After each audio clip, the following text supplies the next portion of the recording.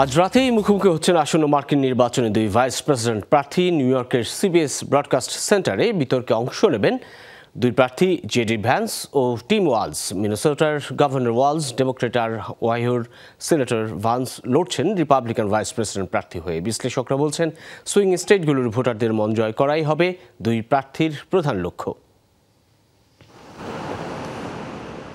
প্রস্তুত CBS broadcast centre. রাতেই এই ভেন্যুতেই মুখোমুখি হবেন যুক্তরাষ্ট্রের দুই ভাইস প্রেসিডেন্ট প্রার্থী জেডি ভ্যান্স ও টিম ওয়ালস।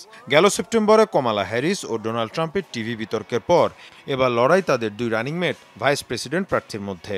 মিনেসোটার গভর্নর ওয়ালস ডেমোক্র্যাট আর ওহাইওর সিনেটর ভান্স লড়ছেন রিপাবলিকান ভাইস প্রেসিডেন্ট প্রার্থী হয়ে। শেষবারের মতো দুই প্রার্থী মুখোমুখি হচ্ছেন।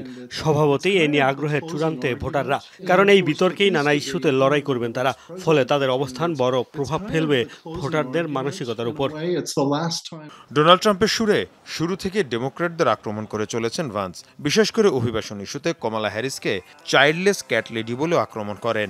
অন্যদিকে ট্রাম্প এবং ভ্যান্সের নীতির কঠোর সমালোচনা করে আসছেন ওয়ালস। তবে দুই প্রার্থীর সামনে এখন বড় চ্যালেঞ্জ সুইং স্টেটগুলোর ভোট। দোদুল্যমান রাজ্যগুলোর ভোটারদের মন জয় করাই হবে প্রার্থীদের বিতর্কের অন্যতম লক্ষ্য। মূলত দোদুল্যমান রাজ্যগুলোর ভোটারদের মন জয় করাটাই এখন চ্যালেঞ্জ। তাদের মনোনয়ন দেয়াটা ছিল বড় চমক। এর অন্যতম কারণ ছিল এই রাজ্যগুলোর ভোট।